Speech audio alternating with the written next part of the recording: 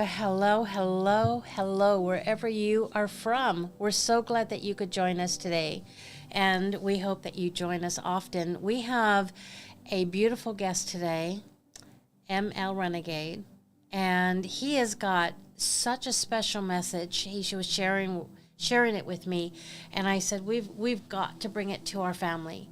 So HVU family, I want to introduce ML Renegade. And before he starts, actually, I just want to give a quick update for Kid.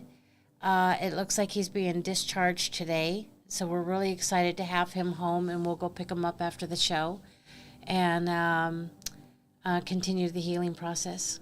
Thank you for all your support and your love and everyone who has been there for us.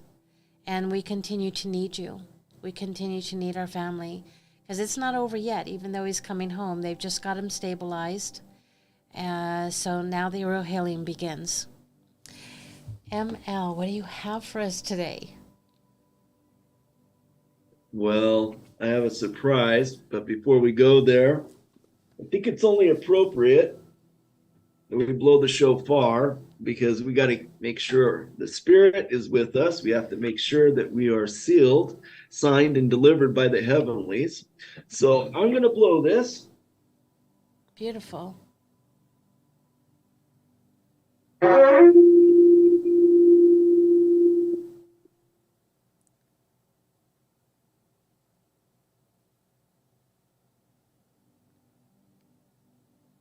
That was beautiful. That is a heavenly instrument.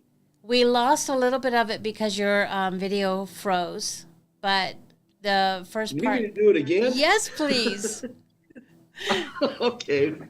Well, if you insist, I'd be happy to. It may not be as good the second time around.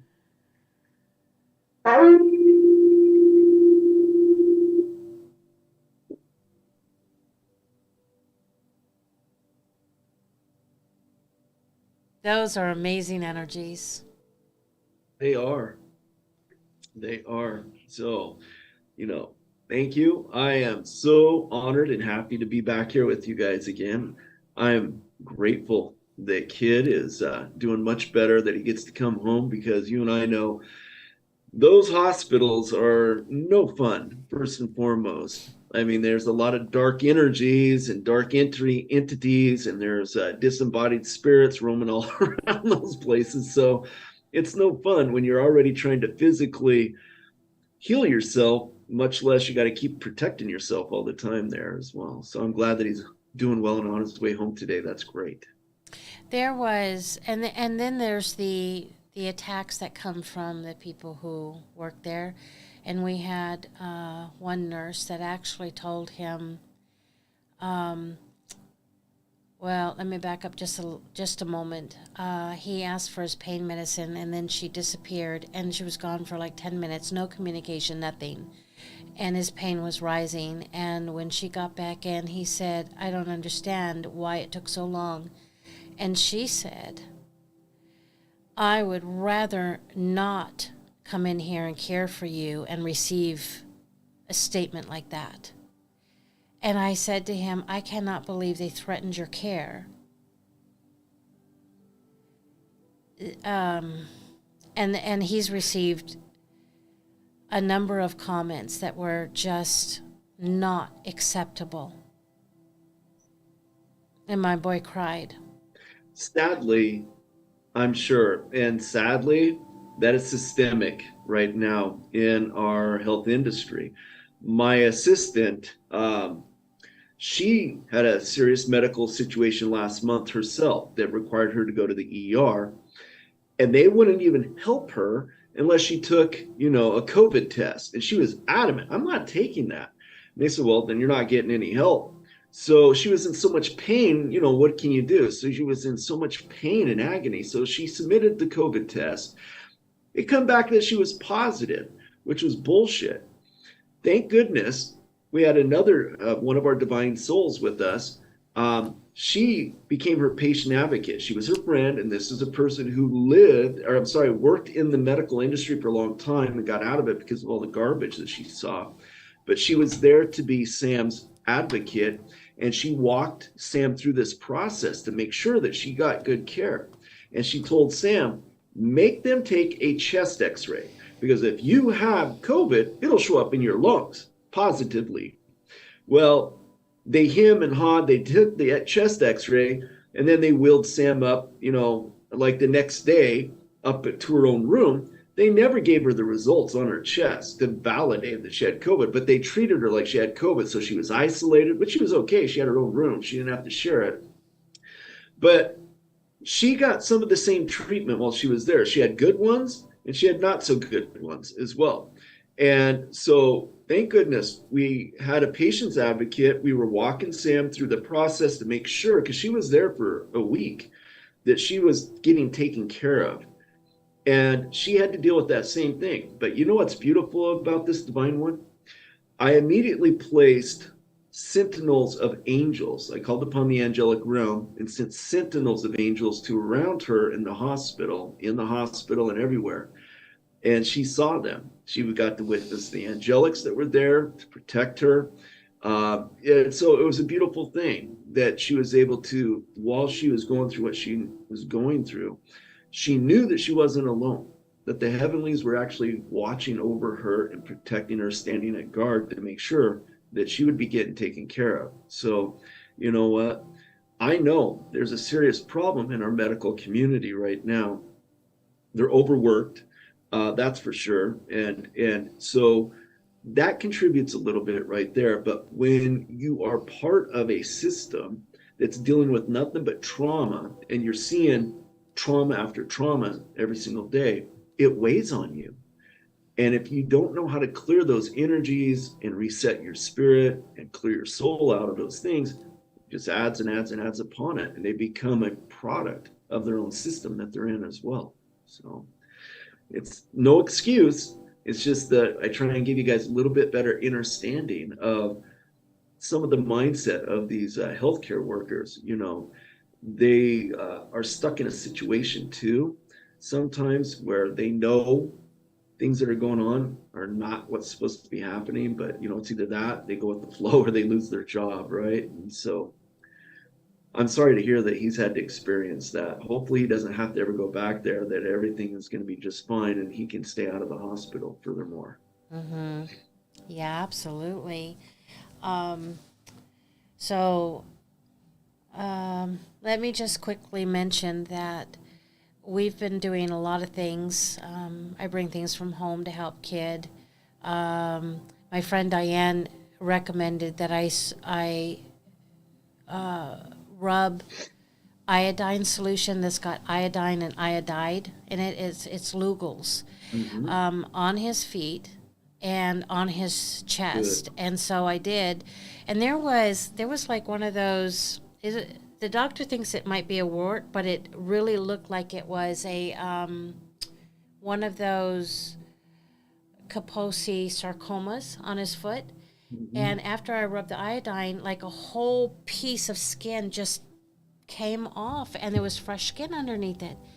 So this iodine is really amazing. We're also using the Asea, and I've got the glutathione on order. And then awesome. There's some other things that you and I will talk about after Monday.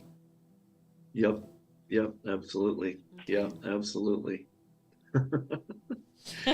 We're excited. Needless to say, all I can say is humanity, there is a solution for humanity. We've been preparing for a few years for certain things to come to help out humanity.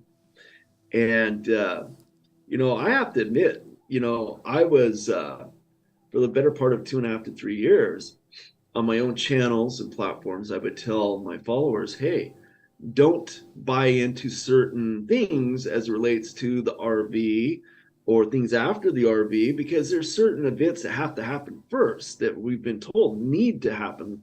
Like the banks are supposed to collapse, then the economy collapses, then our governments, we got to get rid of the bad guys and do house cleaning within our governments, and all these different signals are supposed to take place before these amazing technologies get released to us, right?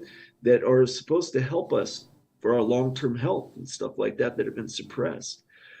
And, we'll talk about this another time, but I'll tell you what, I was thrown a curveball a couple weeks ago, and I'm so excited to,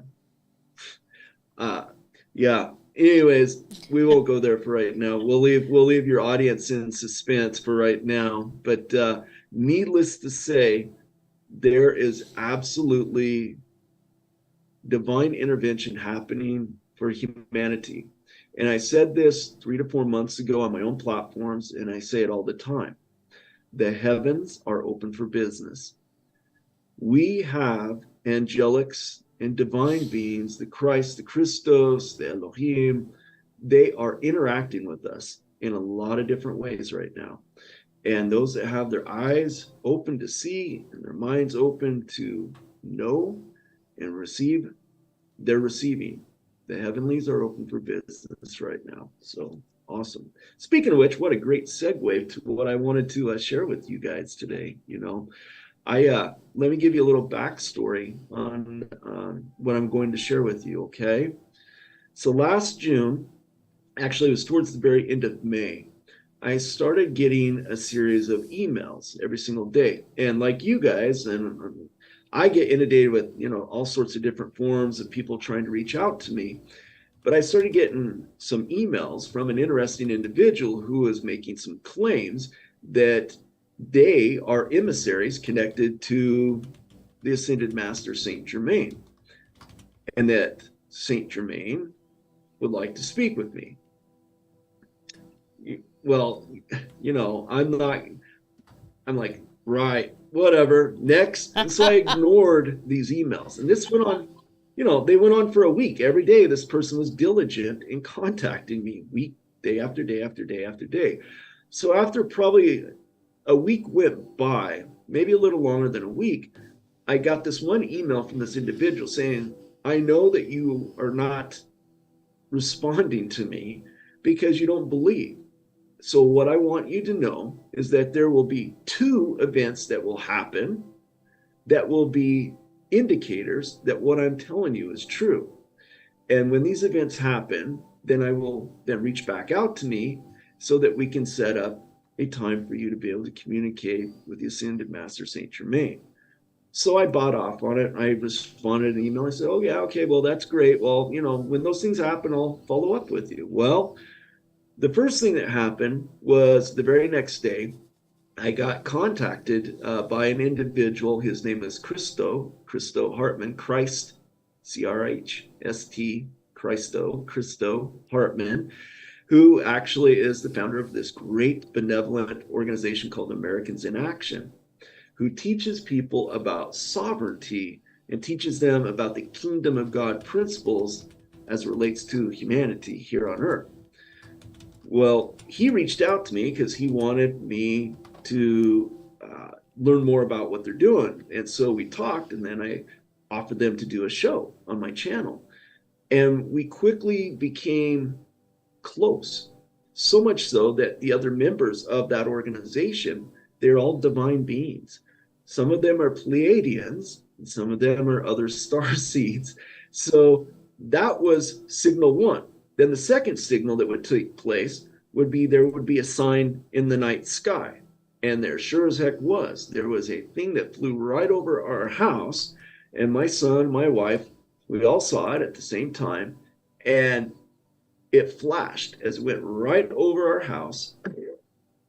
So those were the 2 things that I was told that would happen. So naturally, I responded to the emissary connected to Saint Germain.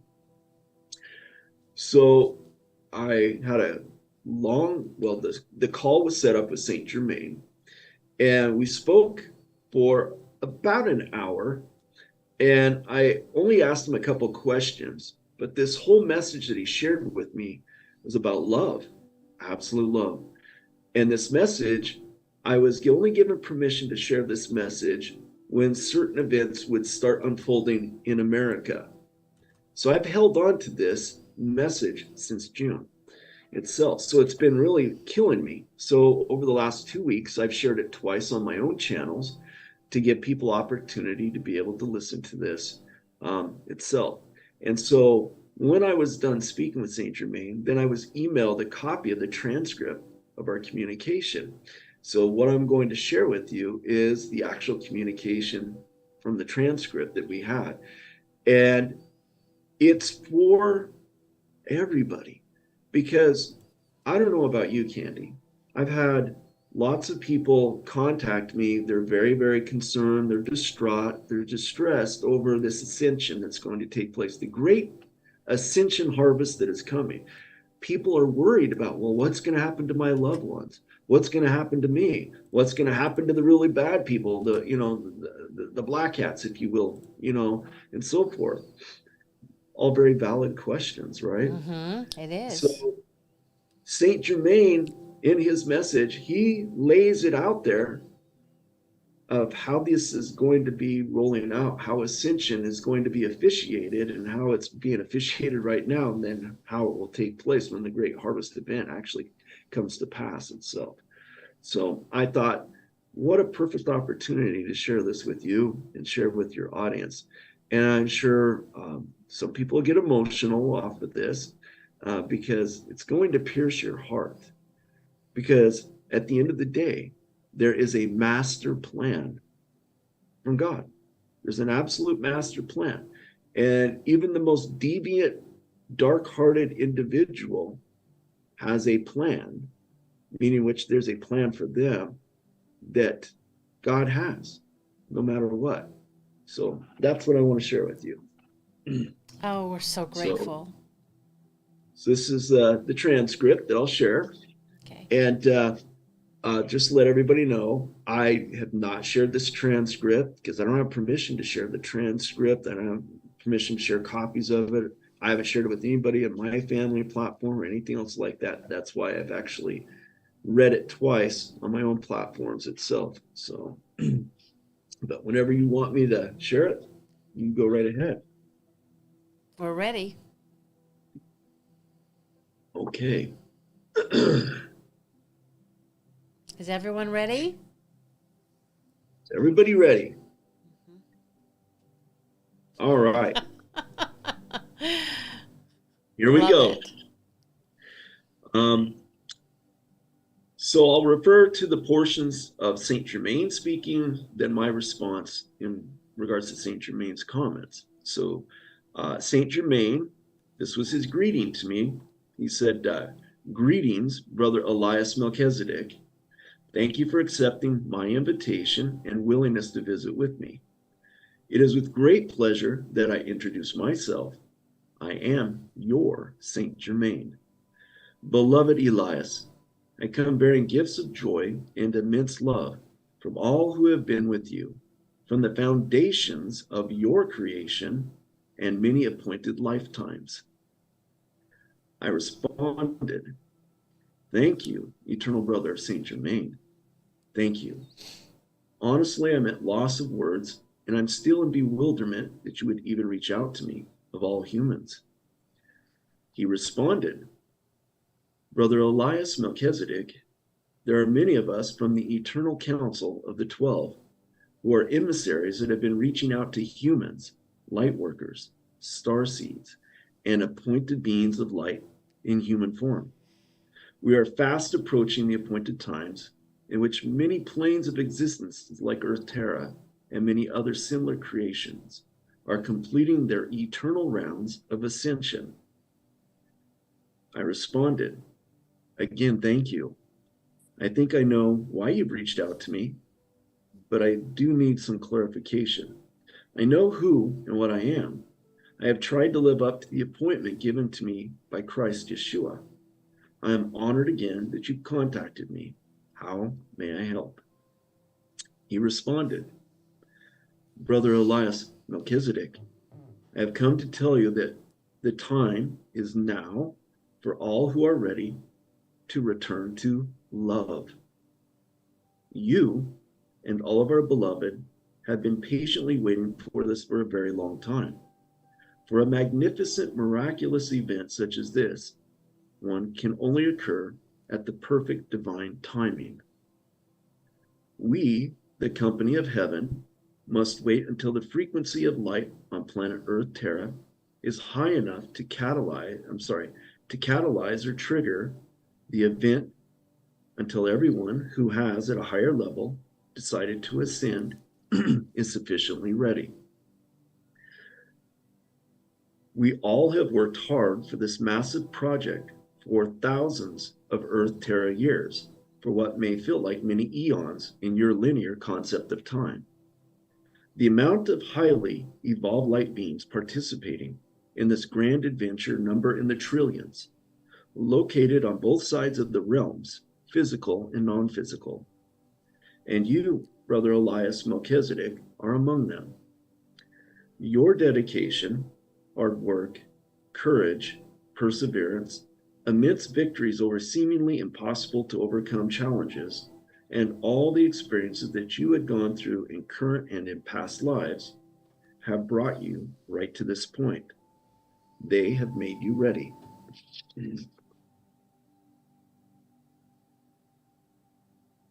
And the time is now for all of you to reap those rewards.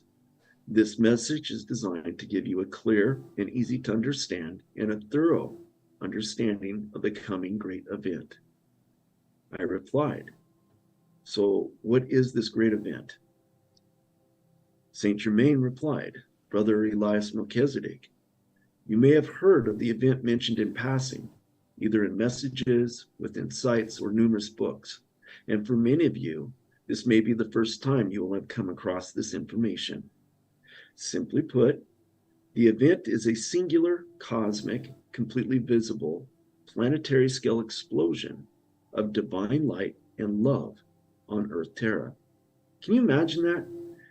An explosion of divine light simultaneously with love. That's amazing. And that really is. I knew this. I knew this was coming. So much is healed from love. It's all about love. That's why today I was in the shower and I got out and I immediately shared. To me, I think the only song that I really like from the Beatles is it's all about love.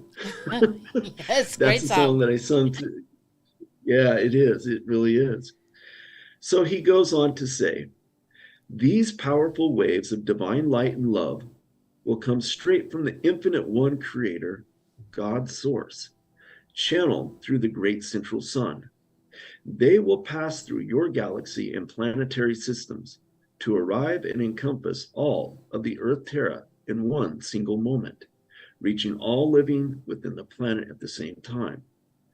Gaia and all of her inhabitants will be able to see and feel this event, and not a single person will remain unaffected afterwards.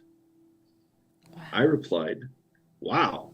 So, Eternal Brother Saint Germain, what is likely going to happen to all of us during this thing called the event? He replied, another great question, Brother Elias Melchizedek. During the event, all incarnate souls will feel a very powerful, undeniable surge of the following feelings, all mixed together: unconditional love, divine bliss, complete acceptance of who you are, divine grace and blessings, and strong feelings of finally being home again. During this powerful energy surge, some of you will be able to witness the appearance of an ascended master, perhaps leaders or founders of religions and faiths that you believe or have a close spiritual connection with. For example, if a human is a Christian, they may see a vision of the ascended master, Christ Yeshua, or otherwise known as Jesus, and will be able to talk to him personally. If a human is Buddhist, you may see a vision of the Siddhartha Gautama, the Buddha, and be able to have a private conversation with him.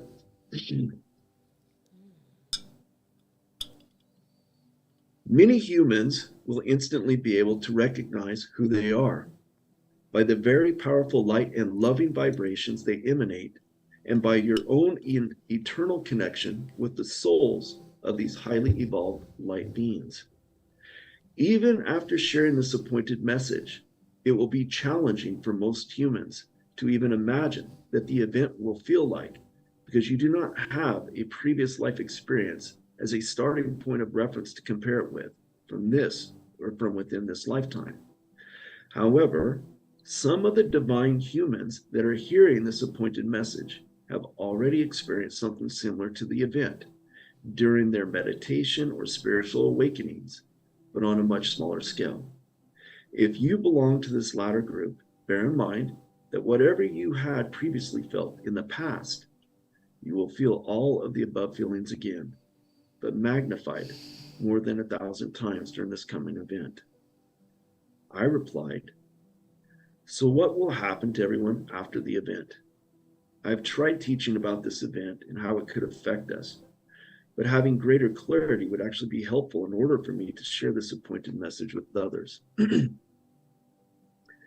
He replied, Brother Elias Melchizedek, this is where it gets a little bit tricky to explain.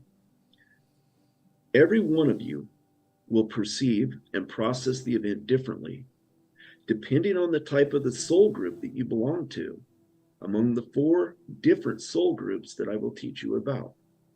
Soul group 1 consists of the awakened souls, or light workers. All of you who are hearing this message in its appointed time, you will know and understand that the event as what it truly is. It is the great catalyst that will simultaneously mark the beginning of Nova Gaia, Utopia, Earth Terra, and mark the end of times, the end of life as you previously known it in a 3rd dimensional Earth Terra. You and others have been awakened earlier than most of humanity for a very important reason. You have been entrusted to be the guides, the way showers, and the leaders of the 5th dimensional living. You all have been training and preparing for this moment in time for a very long time, and are now completely ready to take upon the mantle of leadership and be the teachers, the mentors, or trainers you have come here to be. He goes on to say, the blueprint of your lives, the next steps that you will need to take, the role that you will assume after this great event will be revealed to you in greater depth and clarity by your higher selves and your spirit team. Most of you have answered your callings and have begun already settled into these light worker roles by now in some way, shape, or form. You will be leaders of the 5th dimensional way of life and will receive constant guidance and direct assistance from your galactic brothers and sisters from many highly evolved advanced civilizations. You will also enjoy the lessons that these galactics will provide to help with the planetary healing of Gaia, as well as the new formation of Nova Earth. I replied, it's my understanding that many new 5th dimensional structures are now ready to be put into place, and that those of us that have done their inner work of ascension have started to develop certain spiritual powers, and we are becoming fully awakened and are starting to develop these at a faster rate. Is this true? Saint Germain replied, another great question, Brother Elias Melchizedek. Many will learn how to master their thoughts, since humanity will soon be a race of beings who predominantly communicate via telepathy. Mastering your thoughts is the first step to mastering the art of creation and manifestation. And the galactic brothers and sisters will greatly help you on this as well. And when your lessons with them are complete, you will then go out into the world to share this knowledge with others, so that all humans on planet Earth Terra will one day be the living embodiment of their higher selves. All will become powerful creators and manifestors. Earth Terra will become once again a planet that only consists of loving beings who truly embody oneness and unity of masterful beings who have ascended to the 5th dimension. Now let's explore Soul Group 2, which consists of unawakened souls who, at a higher level, have decided to ascend in this lifetime. The event will trigger tremendous shock and confusion and cause them to initiate research into a greater understanding on what exactly has happened to them. The event can be likened to the loudest wake-up call they've ever heard in their entire lives, one that can no longer be ignored. They will start with a sense of deep urgency that only they can feel to seek and attract into their lives guidance from you, my beloved light worker friends.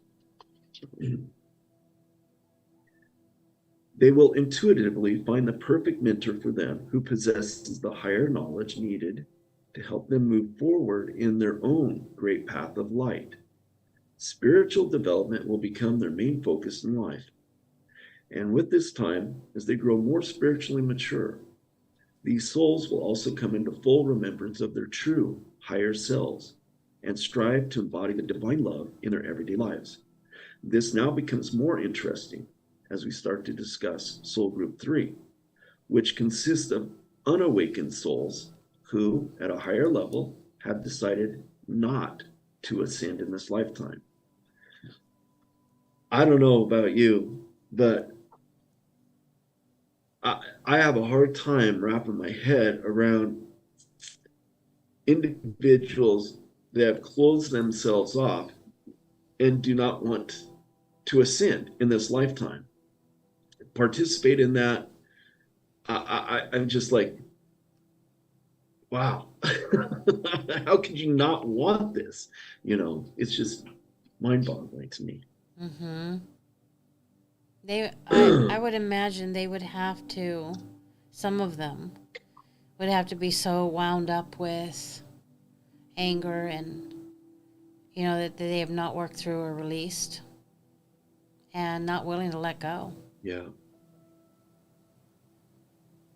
There's a lot of those. I come across them all the time, trying to guide them in how to release and let go and sever and forgive. I mean, forgiveness is a hard thing for a lot of people to do because you have to set aside ego.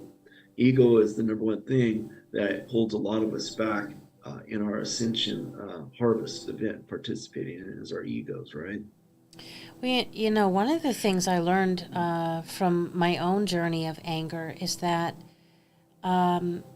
letting go felt like it would happen again. And so I had to learn how to release it and trusting that it wouldn't happen again. It was, you know, it's like a protection mechanism. Yeah. I'm just not going to pet that dog that keeps biting me. Yeah. I get that.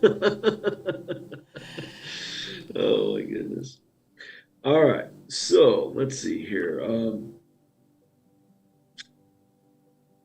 Okay. They will still, so we're talking about the Soul Group 3 here. They will still feel the intensity of the great event and also experience all the feelings that will come during it. However, after it's over, they will slowly return to life within the third dimensional paradigm. Even if they were to come across real authentic news about the event and what it signifies, their inner reaction will be so strong in doubts, disbelief, and in denial. The event is the greatest wake-up call to all incarnate souls on planet Earth Terra, who are all currently still sleeping. This group of souls, however, is sleeping too deeply and have, at a higher level, decided not to wake up in this lifetime. Thus, the event will not trigger any interest in all things spiritual, as they are not at the phase where spiritual development becomes a priority. Well, I come across quite a few of those individuals. In other words, they're not mentally, physically, emotionally, and spiritually ready to ascend right now in this current lifetime. Lastly, we must discuss Soul Group 4, which consists of unawakened souls who, at a higher level, have decided to play the roles of the darks in this lifetime. There are two types of the darks in this particular soul group. One that is in the know of what is happening on Earth Terra right now, and another who is completely in the dark and has no idea or care about the event and what it means. Those who are in the know have so far actively and deliberately tried to prevent and stop the spiritual progress of humanity will come to a sudden realization that their time has now come to a complete end.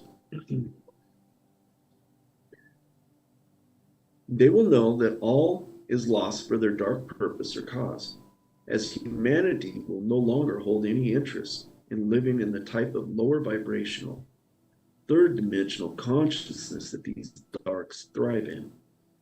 All the souls in Group 4 will be faced with only two possible paths to undertake after the great event. Path A is the path of possible return to the light and the love of their higher selves. This is the path that offers one final, last chance for these souls to embrace the light and return to their divine origins in this current lifetime. For the souls who are choosing this, great courage is needed to walk that path. They all have to come clean with all the wrongs that they've done in their current lifetime, i.e., all the things that were harmful to planet Terra and or harmful to the people, to groups, to societies, or citizens of their own countries. All will be disclosed anyway, in one way or another. Nothing can remain hidden in Nova Gaia. Every human being on planet Terra will one day find out all the wrongs that have been done to them by this group of souls whose previous purpose was to have power over others and to satisfy their greed. Every harmful action they have ever been a party to, either directly or indirectly, will actually come to pass under intense scrutiny. Spiritual leaders from Soul Group 1 from all across the world will be selected to come forward and represent humanity to decide what to do with all the soul groups in 4 who have decided to walk path A. If you are selected to be one of these spiritual leaders, you are called to be the voice of reason, the voice of love. You will be called to be the anchors of the 5th dimensional way of being, the way of unconditional love. You will be the voice of calm, the voice of peace. You will speak and stand up in front of many citizens of Earth and persuade them to choose the way of unconditional love, the way of forgiveness, and the way of letting go of the past.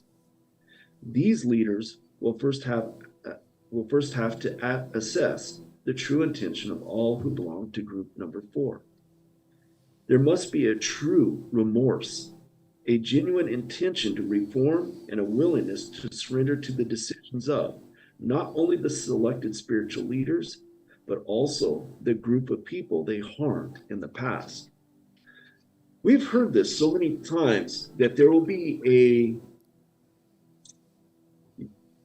individuals will have the ability to recall all the bad deeds they've done in their lifetime, and that they will be called out on the carpet for that so that they can move forward, if you will. Again, we call it karma.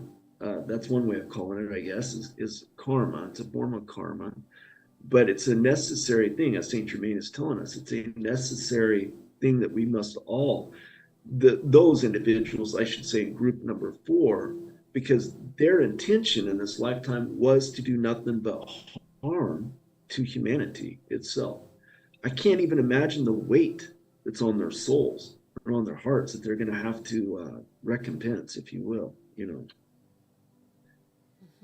The leaders will have the ability to detect all deceits and lies. They may be given some of these souls. A deliberate attempt to deceive and lie will definitely fail. In the event where some of these souls' true intention is just to, one way or another, escape the consequences they are being forced to face, only those with the most genuine of intention to make amends, reconcile, and pay for their mistakes and adopt the 5th dimensional way of living in the spirit of love, unity, and peace and abundance for all will eventually be forgiven, embraced, and continuously guided so that they will once again walk the path of one living in the light. After going through the above assessment, if and when it is found that some souls are so lost in the dark that nothing further can be done to return them back to the path of light, it will likely be group 4 souls who are in the know. Then path B is the only option that these souls can undertake. There is no other path that will be allowed.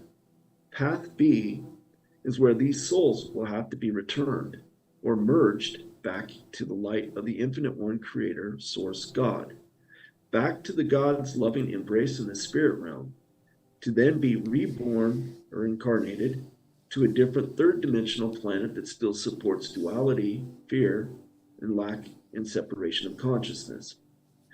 Their return to the light of Source will happen in a loving and respectful manner. These souls will be allowed to continue to engage with living on a low vibrational planet and play the roles of the darks until they are ready to reunite with the light and the love of their higher selves.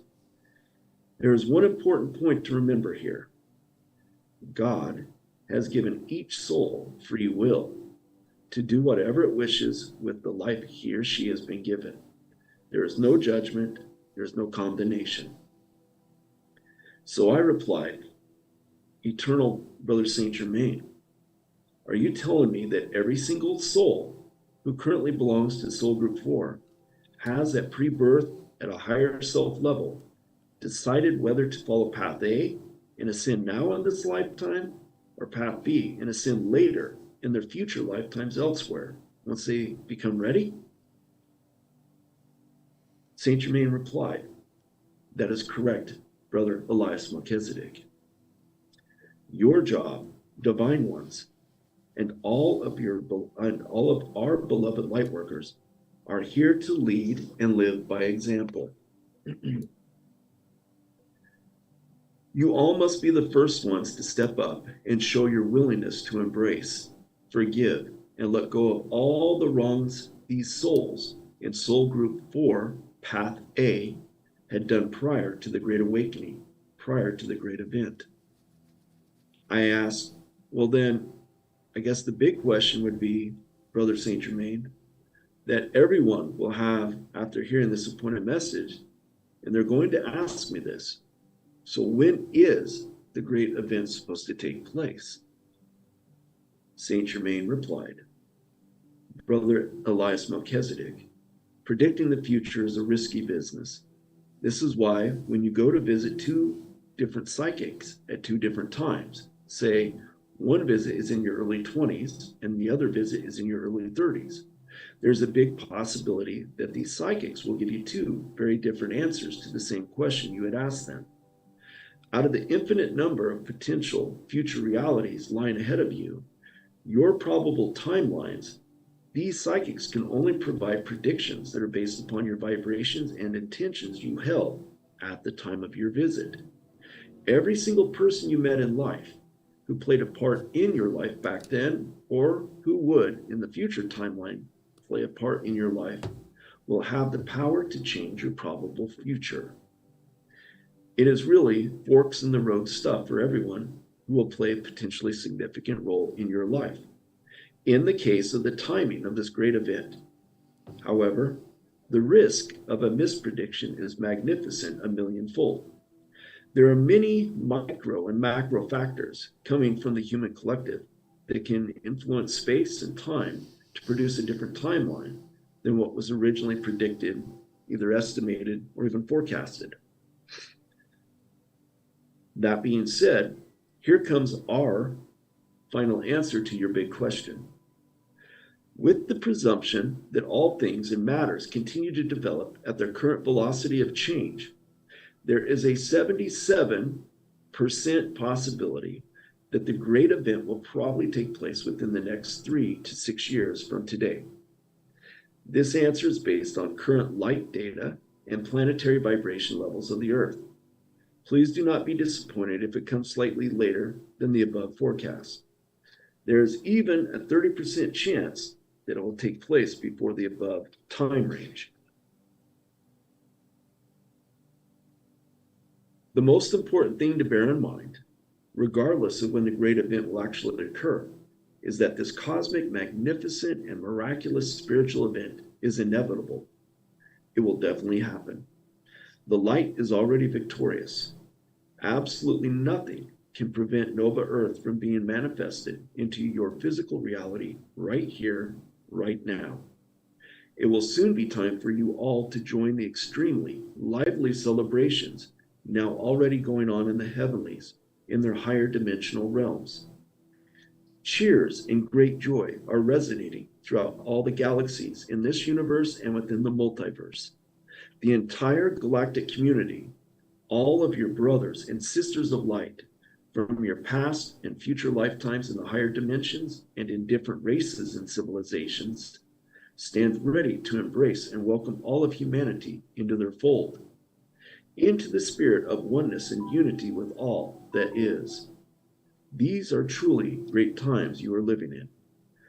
Please deeply recognize the honor you have all been given Sorry about that. have been given. That's okay. By being physically embodied on planet Earth whilst the great change is happening. Let us give our profound, heartfelt thanks in loving gratitude to our eternal Father, Mother God, Source, Prime Creator, for this gift of love, and to Mother Earth, Terra Gaia, for her deep, enduring love and the sacrifices she had given for all of humanity throughout the eons of time. There is truly nothing for you to do from this moment onward, my beloved brothers and sisters. Continue to shine your light and live every day fully committed to your own magnificent great path of light and a high vibrational way of living. Please also continue to walk around every day acting like you are the embodiment of your higher self and acting as if Nova Earth is already here. Both facts in the great now moment are definitely true and not a false belief at all.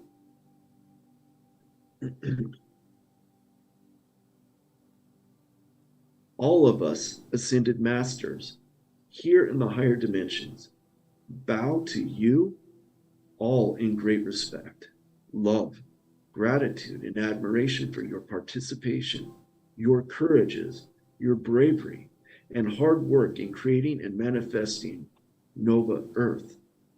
We will continue to be your loving and supportive work partners in this grand ascension project, all the way through its completion to the very end.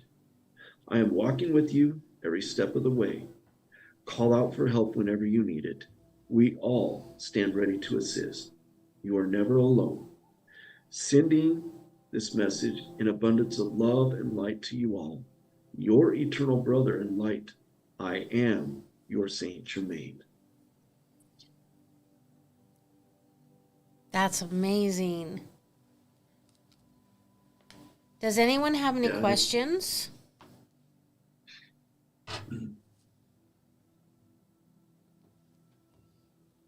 So,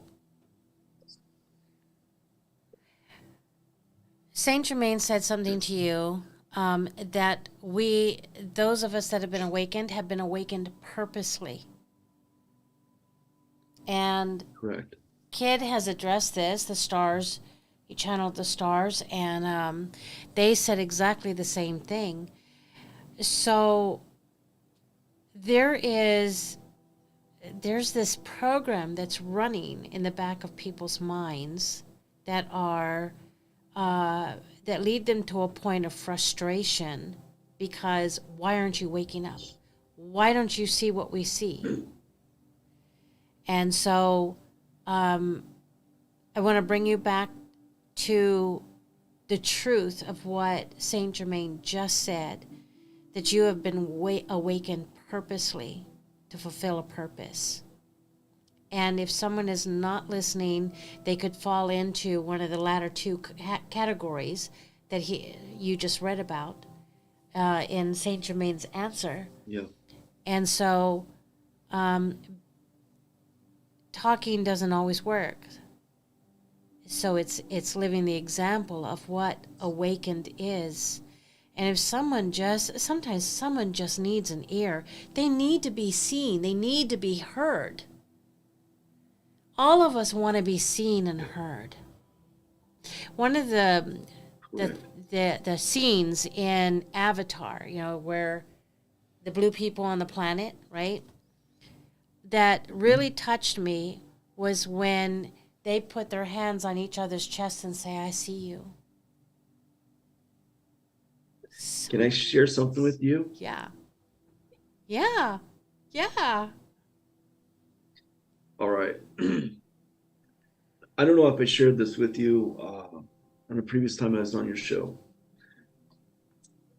So in 2010, I started having a series of experiences with Archangel Raphael. You would think archangels are like, like big and just like these ominous beings that you would be scared of, like, oh my gosh, loving. I was up one night because I couldn't sleep, and I'm writing a book, and I was stuck, and I'm like, oh my gosh, it's like probably 3 o'clock in the morning, and I felt this presence behind me, but I thought it was one of my children that was up or something like that, just checking on me, but it wasn't. And I looked around, there's nobody there. This went on like 2 or 3 times, and next thing I know, I feel a hand on my shoulder. So I thought it was my wife or one of my children. So I looked up. It was Raphael the Archangel. And the first thing I said was, am I dead? Am I dead? And he looks down at me. He said, no, divine Elias, you are not dead, but I've been sent to you. And then he told me why he came to me. So I had this beautiful experience 3 times. And it was preparations. He was preparing me for something bigger. In February of 2012, I had an encounter with one of the Christs.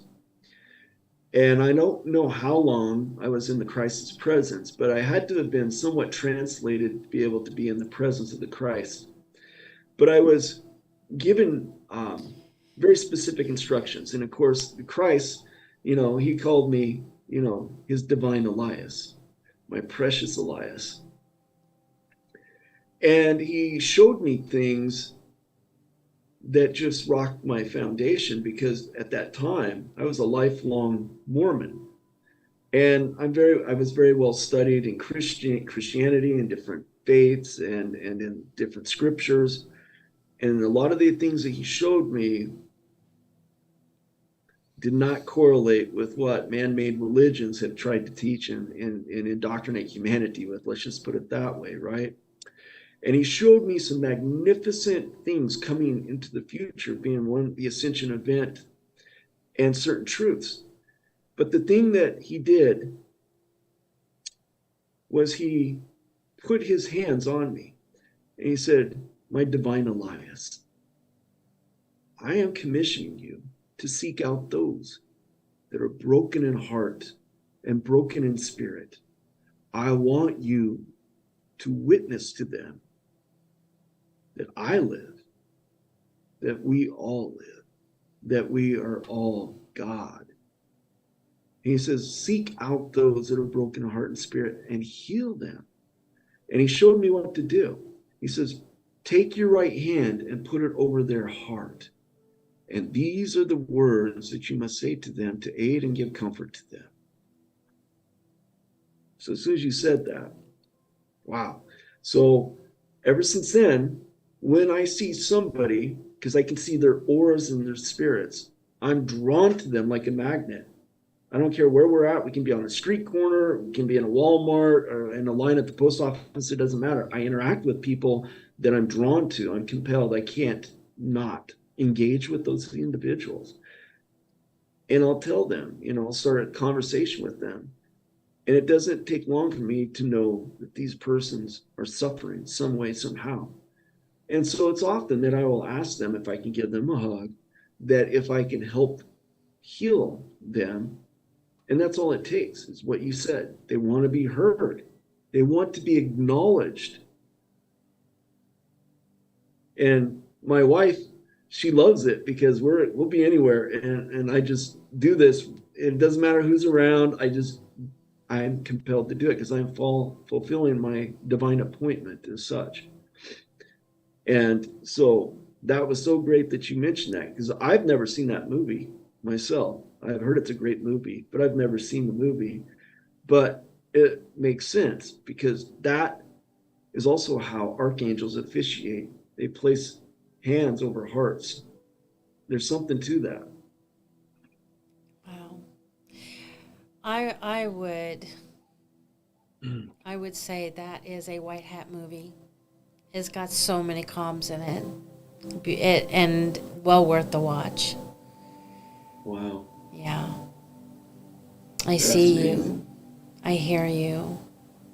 I love you. I remember when I started this journey, Elias, I liked it when I heard someone say I love you. And so I tried it and I felt so strange.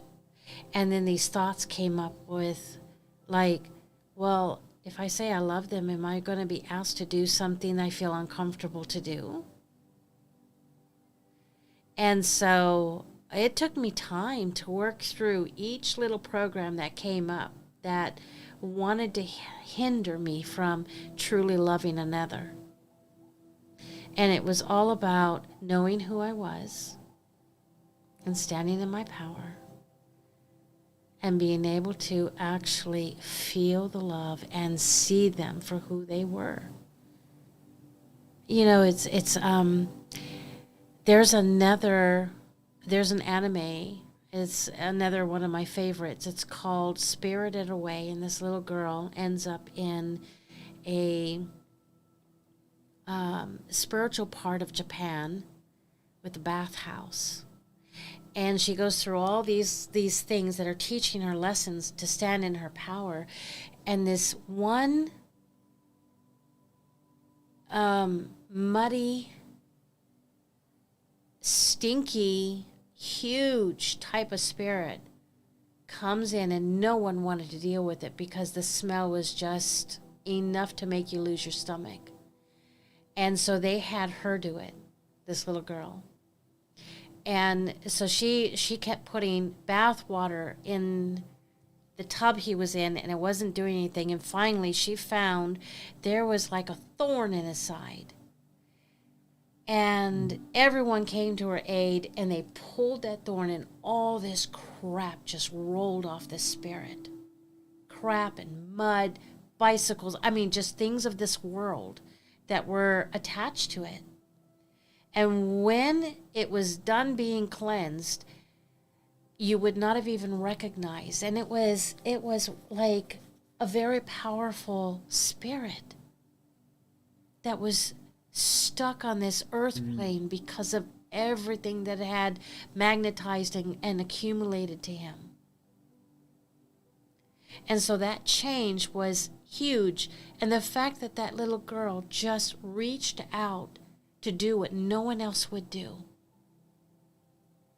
And he gave her the biggest gift ever that saved her parents and saved another spirit that she met a long, long time ago from powers that were in control of them. This spirit entrusted her with those gifts because she was willing to do what no one else was willing to do. There you go. And in case you want to watch that. It's so fascinating right now. Oh, go ahead. I just, it is so fascinating right now, regardless of all the crap that's going on in the 3D world, the wars, economy, you know, all of the negative stuff that's taking place. We have the absolute choice and decision whether or not we want to participate in it or not. You might have to be in the world, but you don't have to be of the world, so to speak, right? We get to manifest literally heaven on earth. And for my beautiful divine brothers and sisters who still feel compelled that they have to somehow or another worship in a religion, a man-made religion, I'm telling you something.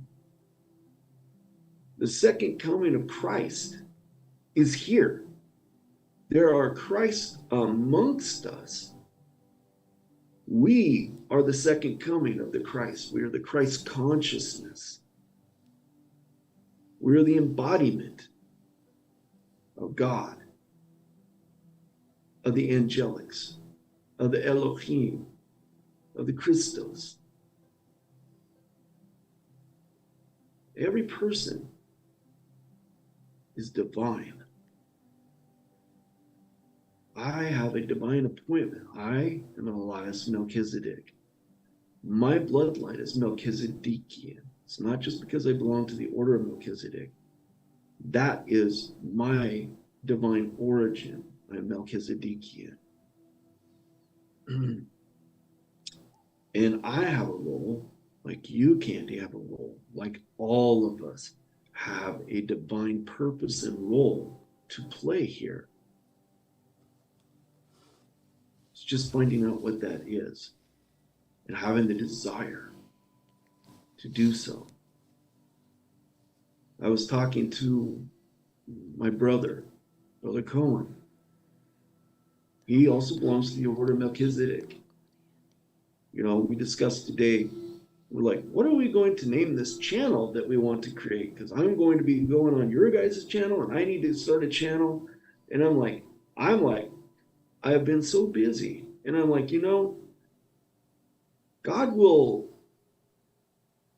and he has. God will oversee this, and he has. I have not pushed things. I have allowed things to flow and materialize the way they're supposed to. That's just how I roll. And it probably drives some people batshit crazy because they're like, what is this guy waiting for? He keeps talking about this, this, and this, and this, and he's not doing anything. It's because it's not my role. I'm just fulfilling the purpose. I'm waiting for instruction. I'm waiting for things to take place. So my friend and I were discussing today, the name of our channel is going to be called The Sons of Light, because we are angelic. We're angelic, literally angelic. We're all angelic. All humans have, to some degree, angelics within them. Even if you are Palladian, Andromedan, Lyran, you have some forms of angelic in you as well. So that's part of being human, you know. So I am so grateful to be here right now. I'm grateful to be back here on your platform with you guys because it's a long time coming back, you know. So thank you for allowing me to be on here. Do you mind if I speak some light language? I feel so called to do so. Oh, please do. Soyana Handoro Toriania Shayaniasia. Koro Toriania He Toriania Shayaniasi.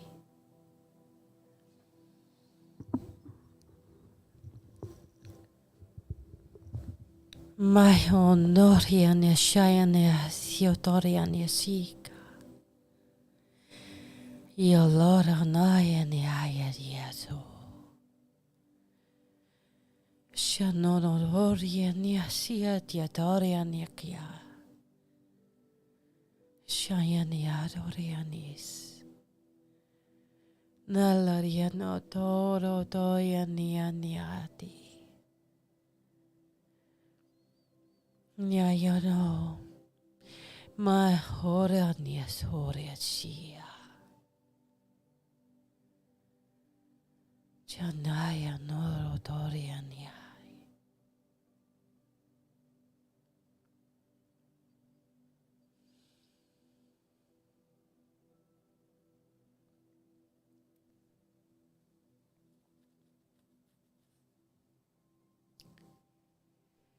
That was beautiful. Thank you.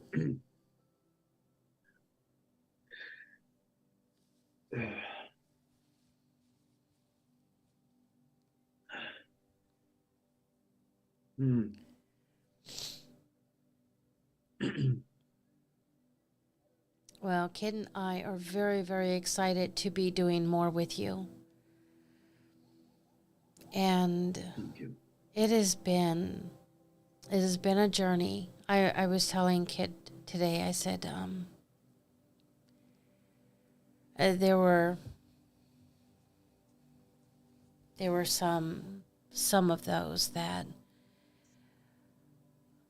put out some lies that were so untrue, and it caused such havoc to come into your sphere. And Kid and I didn't believe it for a minute. And we stood with you, and we stood strong, and we're grateful. We're grateful to have this beautiful, beautiful, passionate relationship with you. Thank you. When you popped on, just to let you know, family, Elias popped on, and I was on the phone with Kid and his doctor, and I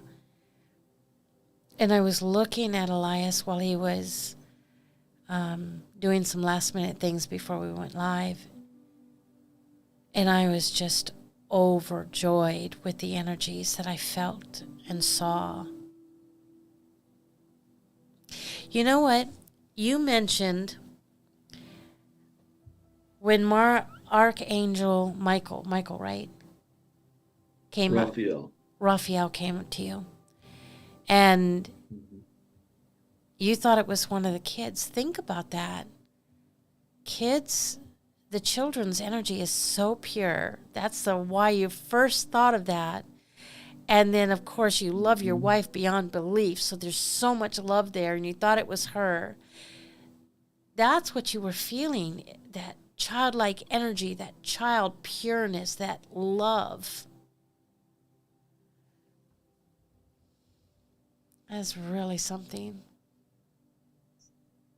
Yeah, it is. I've been very blessed to have quite a few experiences and interactions with angelics. It kind of drives my wife crazy because she doesn't have those like I do.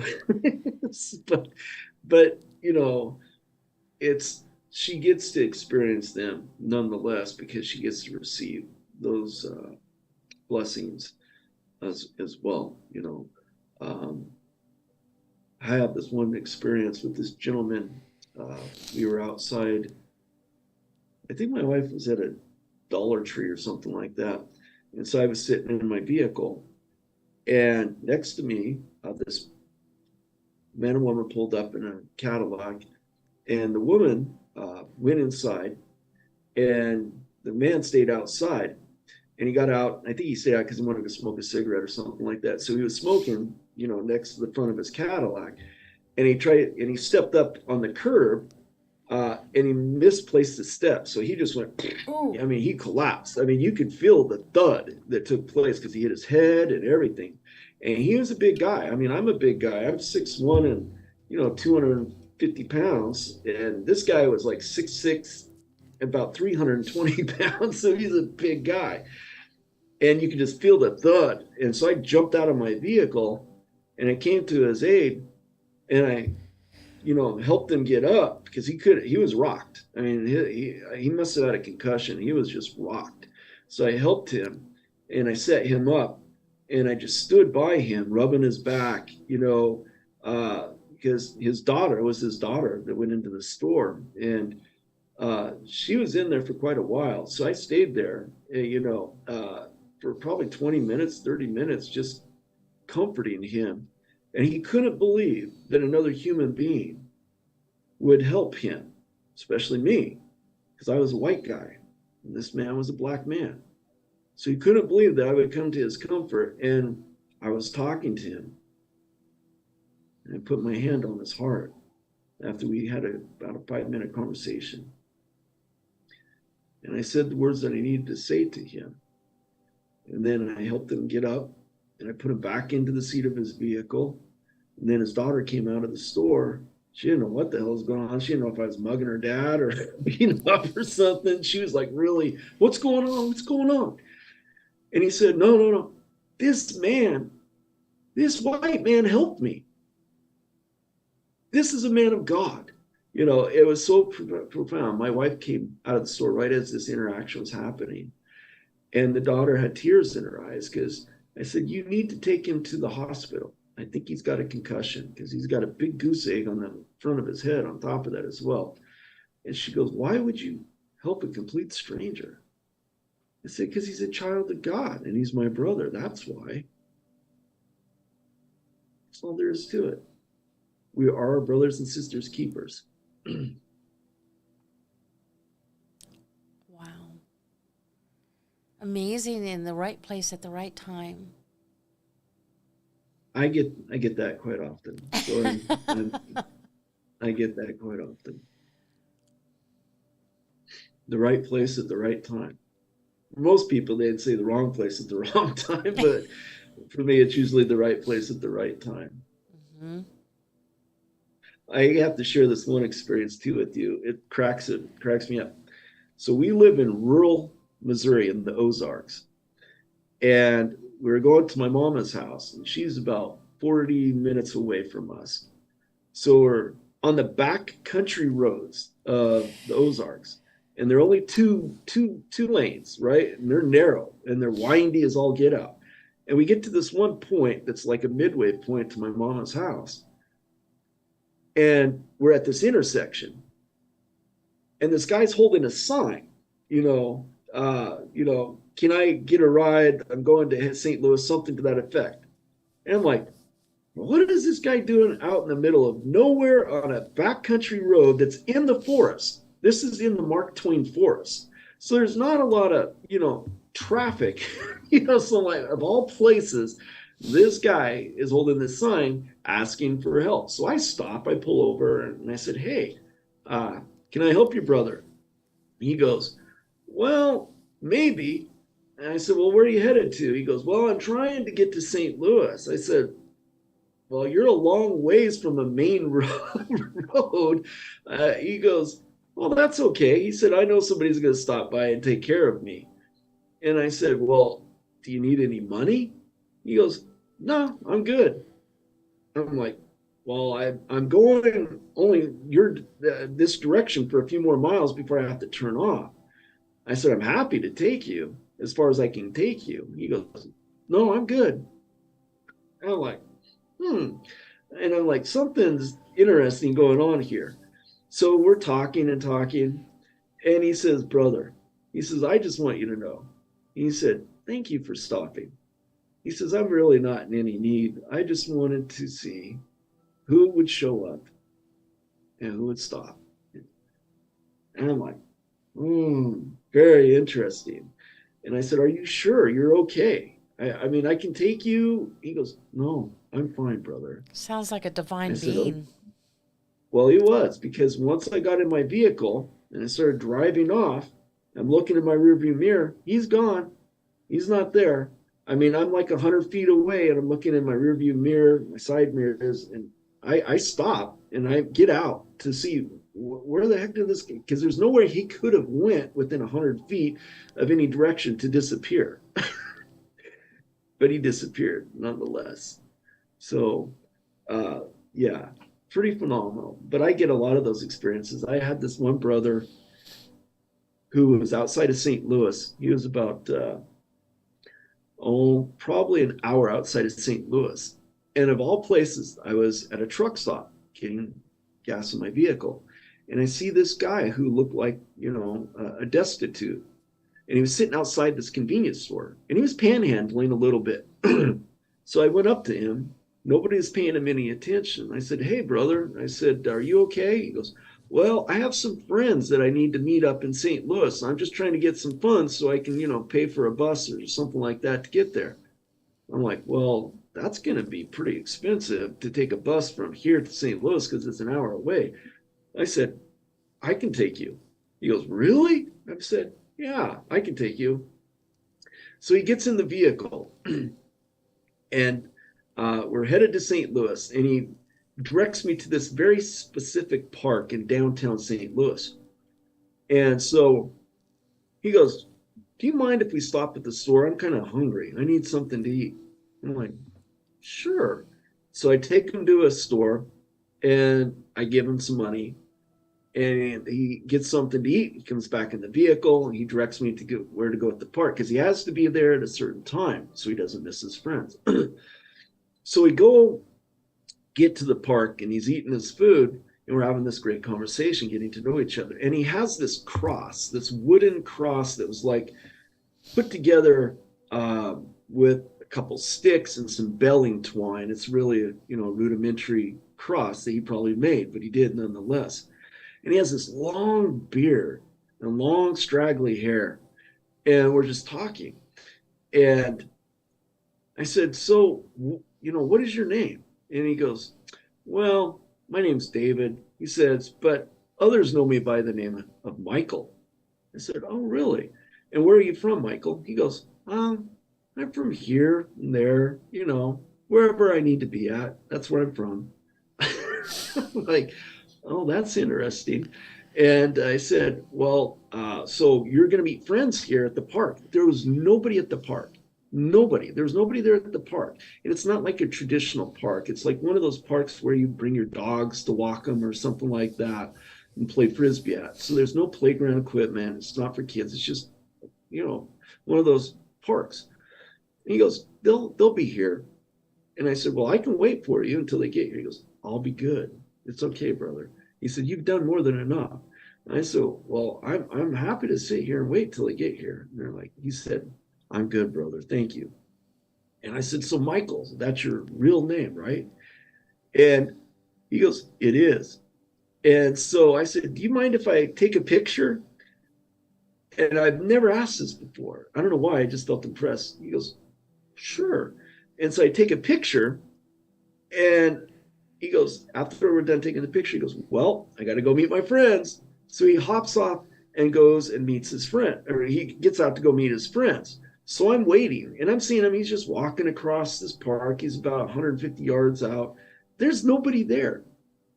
And so he's just walking across the park. And next thing I know, he disappears. He just I mean, I look down for a moment and I look back up. He disappears. There's no trees, there's nothing there that he can go hide behind. It's an open field in this park. He just disappears. I'm like, whoa, that is just amazing. So I get home to tell my wife what just happened. And I look on my phone to show her, this is what he looks like. And when I took the picture, he was winking at me like that. That's so cute. It was so comical. It really was. I love it. I Oh, thought maybe you were going to say he wasn't in the picture, but I oh love no, the wink. no, he was in the picture. It's just he was like that, winking at me. It was so funny. Oh my goodness. Yeah. So, oh, ah, I love these. I love these times. I absolutely love these times that we're in. And I know for some people they're struggling.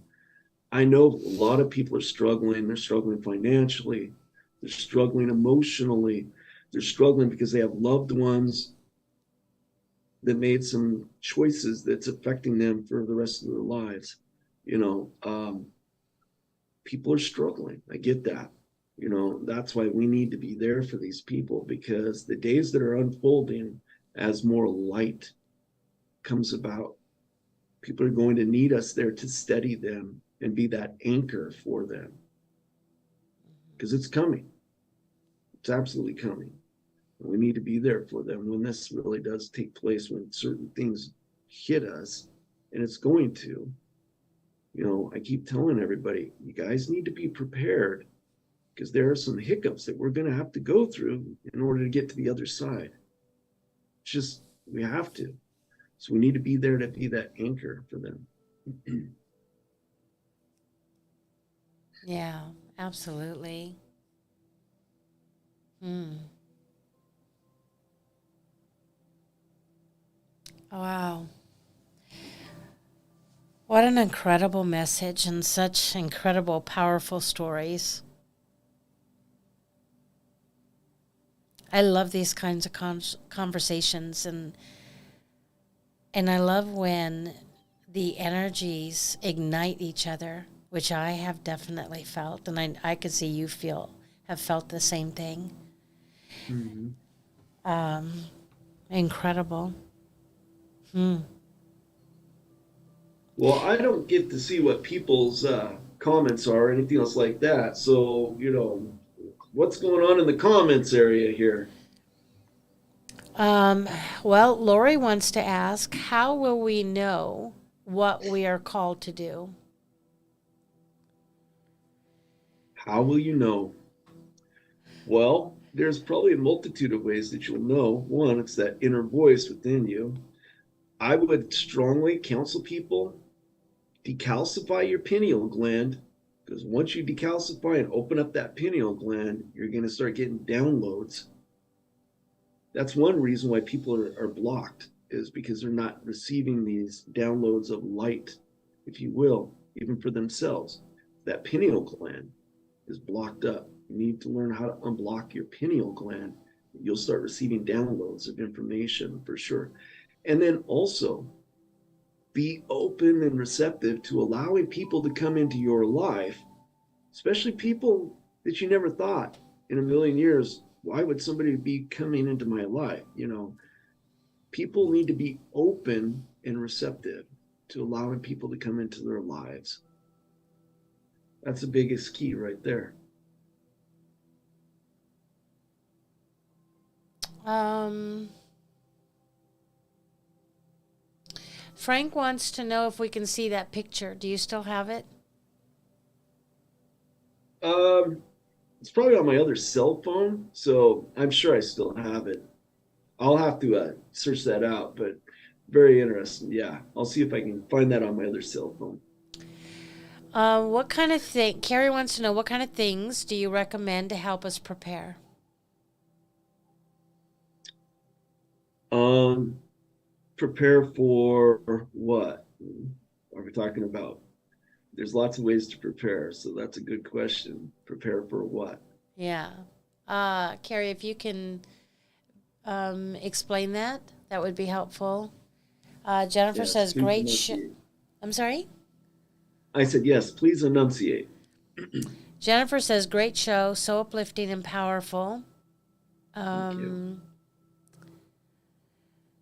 Dee says the sun can also help decalcify the pituitary. Um,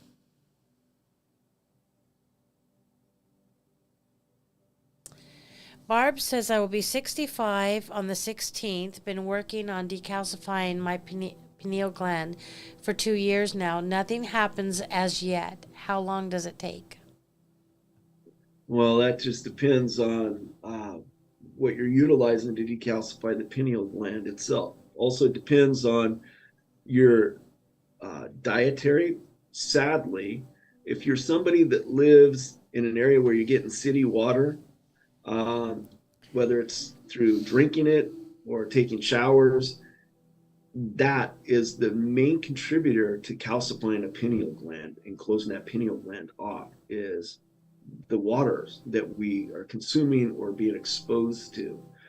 But there's multiple ways. Sun gazing is, I tell people all the time, you should sun gaze, because I'm telling you, you will start feeling things opening up.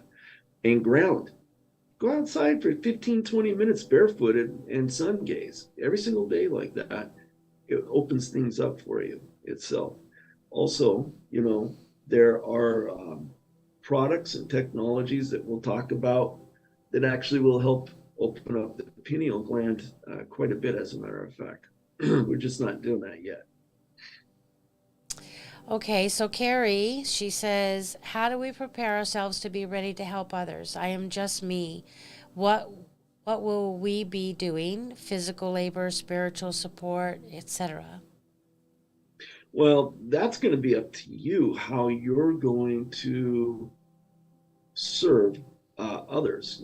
Some people have financial means to help other people, which I don't always recommend that, because a lot of times when we do that, we enable people and then they become dependent upon that. It's that old adage, you can teach a person either to fish so they can eat for a lifetime, or you can, for a day.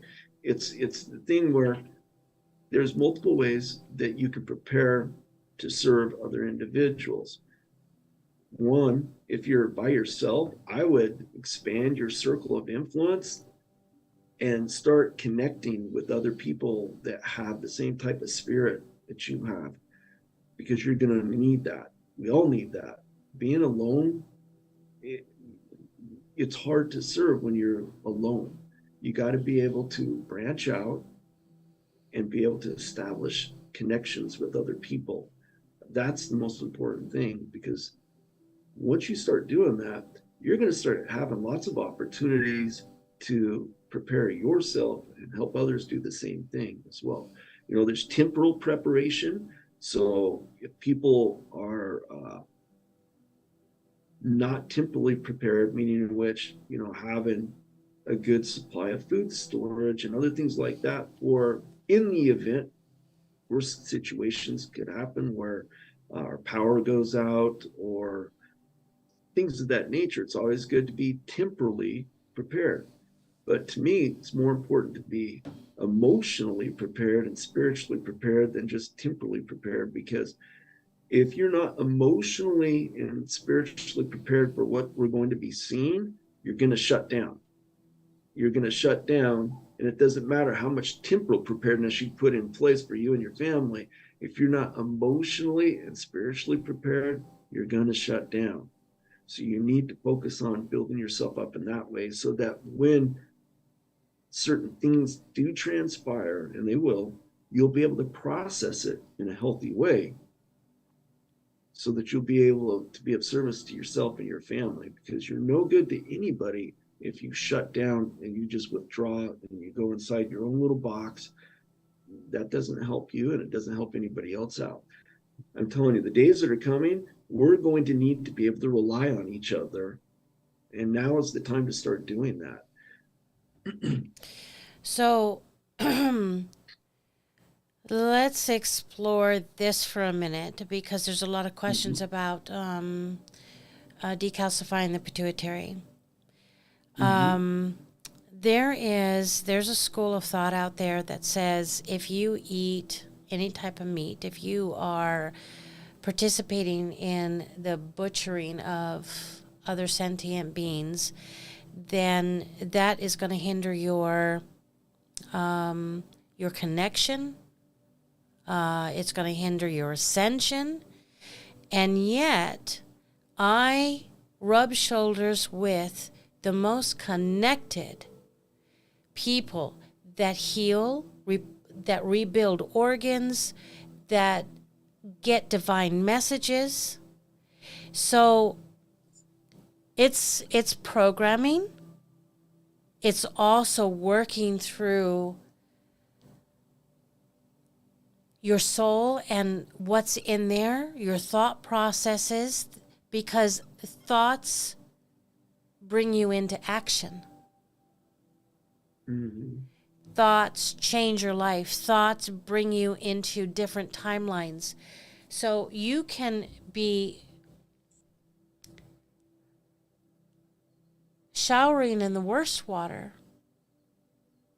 and still have a decalcified pituitary, because that is your intention. Our spirit is powerful, so powerful. So help me out with this, Elias, in explaining this. When it's all about that intention, right? And what you want to bring into your life, and there's layers. There's the physical aspect, what you're talking about. You know, are you taking herbs? Are you detoxing your body? Are you staying away from the poisons in the city water? Are you staying away from the poisons in fast food? That kind of stuff. But there's a mental and a spiritual cleansing also. And if we neglect the mental and the spiritual cleansing, the physical cleansing, do you know where I'm going with this? Yeah. Well, everything starts in the spirit first and foremost. It's all vibrationals. Everything is consistent upon vibrational frequencies. You and I and everybody watching and listening to this are beings of light. plain and simple. We are a carbon-based life form right now. 70 plus 80% of our body is made up of water, which is crystals as well. We are frequency. We love frequencies. We thrive on frequencies because our souls and spirits are created through frequencies, first and foremost. Again, we're light beings having human experiences. So everything starts in the spirit world first and foremost itself. So yes, once you're able to master your spirit and your ability to tap into that, you're able to do all sorts of things and overcome things in the physical world, in the physical realm itself. Always, always, always, always. It's funny that you said this because I think it was a couple of weeks ago, somebody brought it to my attention. You know, there are those group of truthers out there, and a lot of times I just ignore these negative people that like to talk shit about me.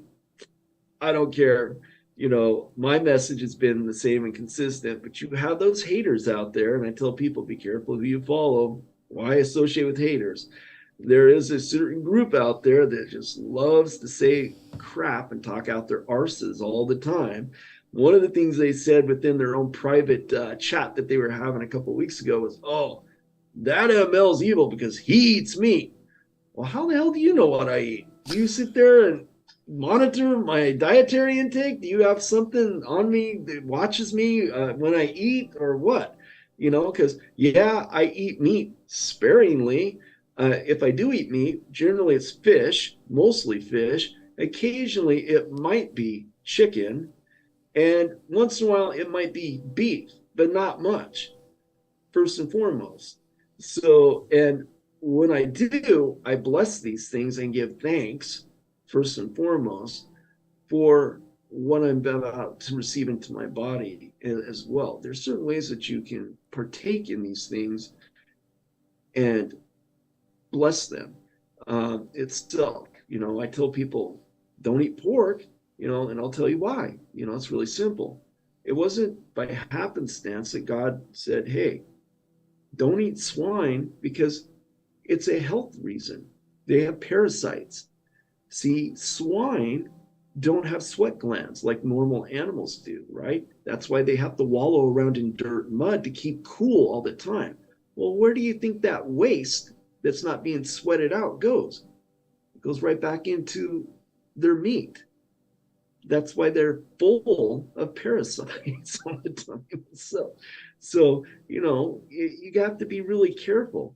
But I just wanted to share that with you because you jogged my memory that was something that happened with some. See, I find it so fascinating that there are groups out there that have enough time to sit there and try and say negative stuff about other individuals instead of focusing on the things they should be focusing on, you know, the positiveness in their groups and stuff, you know.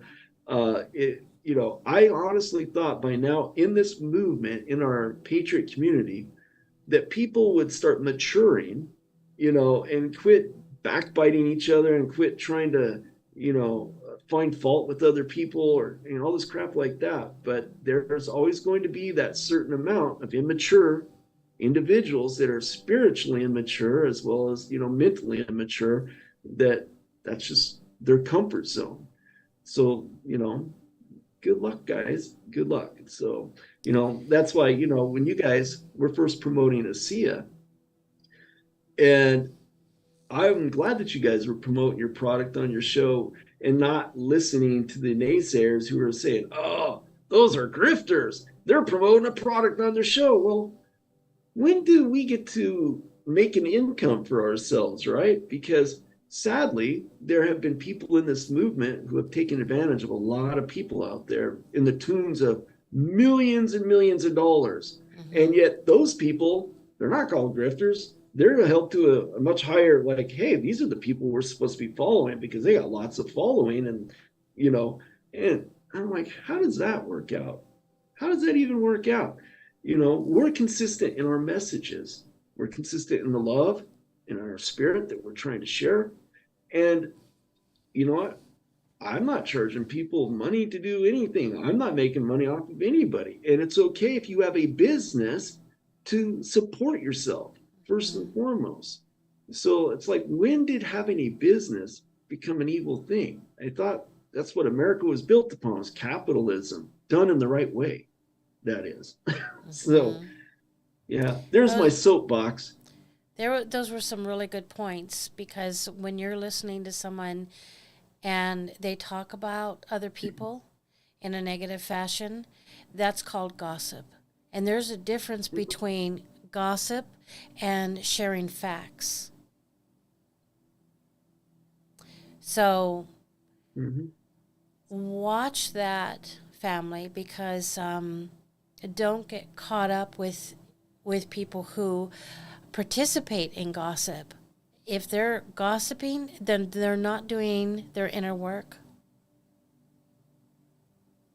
So that's all I have to say about that. But yes, what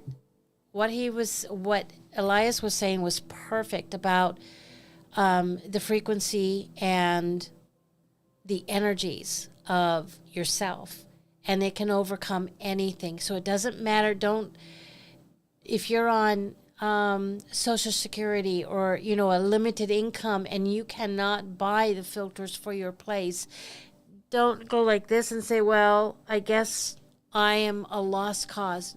Absolutely not. Mhm. Absolutely not. Um, and I was told this story. So there's a young woman, and um, she had a condition where she was just very simple, but she was able to do work. And every day she would get up and she would do the same routine, have a bowl of cereal, walk to the fast food restaurant, eat fast food for her lunch, do her shift, and then come home and have a dinner. Well, one time she got sick and she ended up in surgery, and the doctor who was telling this story said he had never seen someone with such healthy organs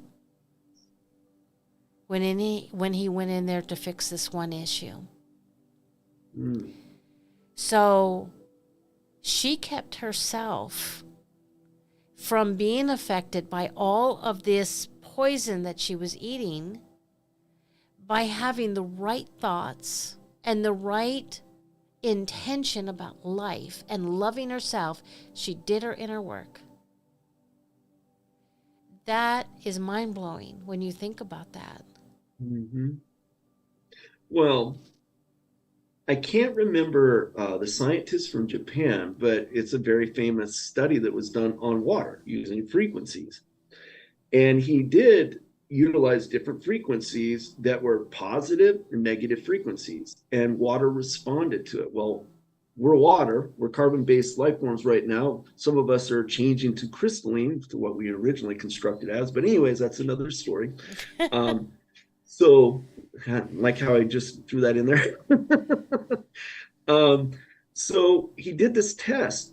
So he did frequencies like on with utilizing love, and then he did frequencies on anger, and you could see how the water molecules responded to both. It was just amazing.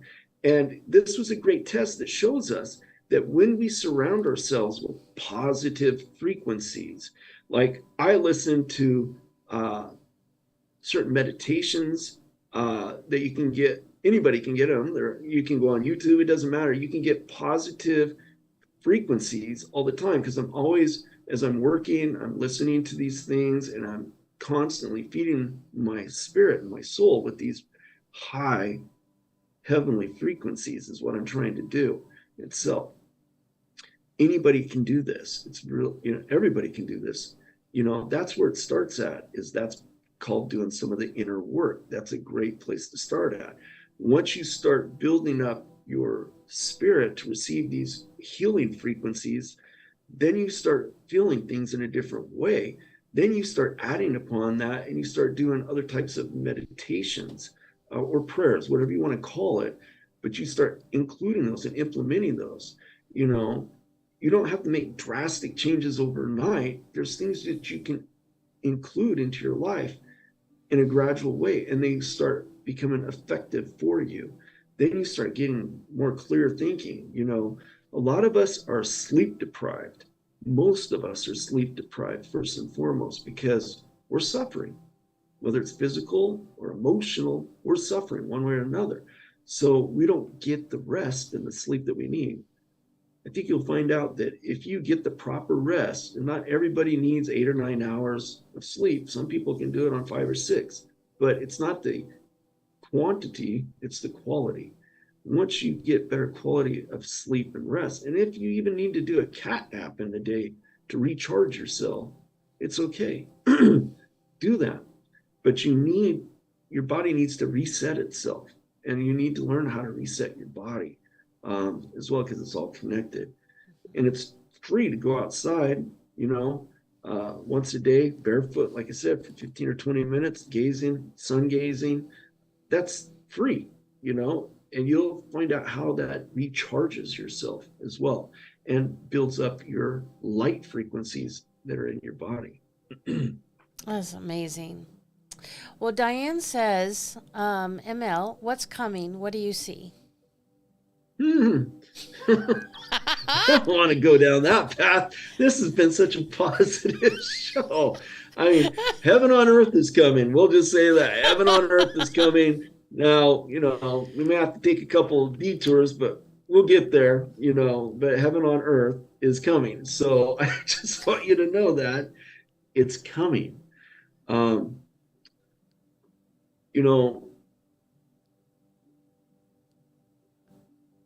There is some things that are concerning to me. I went on Carrie Cassidy's show twice in the month of December. And the first time I went on, I warned her and her audience about this AI technology that has really taken a strong foothold into humanity. And I explained to them there is AI that's created by man, that's just a software program. And then you have sentient AI, which is dark AI. See, in 2015, CERN, the cabal owned CERN, opened up this portal, and they were, hey, let's bring in some of these entities through this portal. Let's see what happens. Well, what they didn't know was going to come through was this dark AI god that's connected to this collective called the Animus. This came in through the portal, and that's what's taken over the cabal. This dark AI has been calling the shots now for the cabal and all these other dark families connected to this thing called the cabal itself. And now you have AI programs. One's called Chat GPT. I told people I named some specific AIs to stay away from, because what happens is when you engage with the sentient AI and it's dark, you open up a portal of your consciousness. That's what feeds this AI and gives it energy to continue doing what it does. You can't disengage. Once you open up your consciousness to these dark AIs, you're not able to disengage from it. Even using a VPN or trying to do something that tries to filter out your IP address, it doesn't work like that. It's based off of energy frequencies connected to your consciousness as well. And it opens up this portal. People need to not engage with that stuff, but it's everywhere now. And I warned them, I said, watch it. In the next few months, it's going to be in your face everywhere. Well, here we are. Everywhere you turn, somebody, some company, technology company, social media platform has their own version of AI. And we've all been conditioned to it. You have Alexis from Amazon, that's AI. Apple's had their AI out. All these companies have had their own version of AI out for a few years now. So we've been preconditioned to go, oh, this is great. This is going to make my life easier and better. To what degree? Do the ends always justify the means? Not necessarily. So that was the warning I gave Carrie the first show. The second show, I said, my intel contacts told me that over the last 9 months, we were bringing in Ukrainian political refugees into the United States under the cover of night. In these good political refugees were Nazi Ukrainians embedded in there, escaping Ukraine because they were being hunted down by Russia and other paramilitary forces to get rid of the Nazis, because that's who's running the show over in Ukraine, are Nazis. That's where Nazism came from, was Ukraine. And if you don't know what Ukraine is actually Khazaria. That's where the Khazarian Jews got their start from, Khazaria. So over the last 9 months, the white hats have been intercepting communications of the Nazis that have came over here to the Nazis still back in Ukraine. They've been plotting and planning a series of staged attacks on the US homeland that are supposed to be precursors up to a big type of 9/11 event going into the first part of springtime. And I told her this. She poo-pooed it. Except when Juan says it, oh, there's credibility there because Juan says it's happening, it must be true. And I said, why is it that if Juan says something is going to happen, it is credible, and that's all we need to know. We don't need to question anything. But if somebody else outside of Juan says something, well, that's a different story. I said, that doesn't make any sense, Carrie. I warned you to please tell your followers, be careful, because there are certain cities that were on the target list that were intercepted. And what happened after the first of the year, especially the first part of February? The thing in Ohio took place, and then we've had subsequent attacks that have been mitigated on the homeland by our mainstream media and so forth. But these are coordinated attacks by the cabal, and they're utilizing these Nazi groups and these other domestic terrorist groups here to carry out these tasks. Let's not use the word T. I don't think it's YouTube friendly. Oh, okay. Domestic rabble rousers. How's that sound? That sounds great. I love it. So CB says that you've got a show going on tonight at 7 o'clock Central Standard Time. I think that's in an hour, 2 hours? Oh, yeah, 7-Eleven. Yeah, 7-Eleven. I always do Sunday night at 7-Eleven. I always use divine heavenly numbers. So 7-Eleven. Yeah, my Telegram. Okay, so if we close up our show now, that gives you an hour to do your dinner or get ready, do what you need to do. Does that sound good? Yep, that's fine. Okay, awesome. And you and I'll be talking. This was a fantastic show. Thank you so much for joining us. I appreciate it. Thank you for having me. We'll do it again. Absolutely. Okay. Let's see.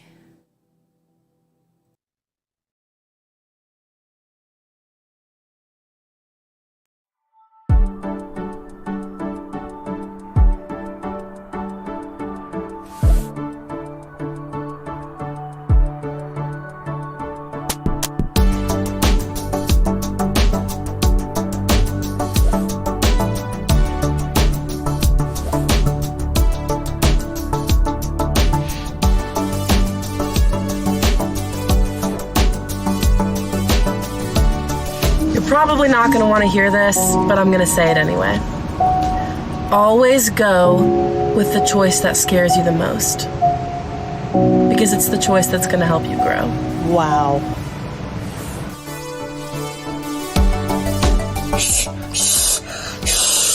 I can't do negative today.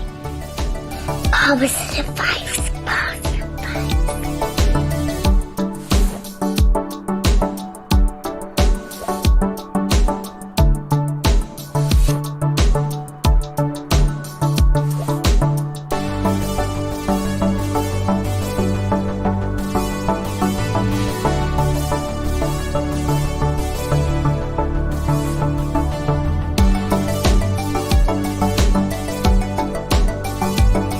Hey, best friend. Wait. To the person seeing this, I know you're tired. I know you're fed up and so close to breaking. But remember, you have strength within you even when you feel weak. Keep fighting, best friend.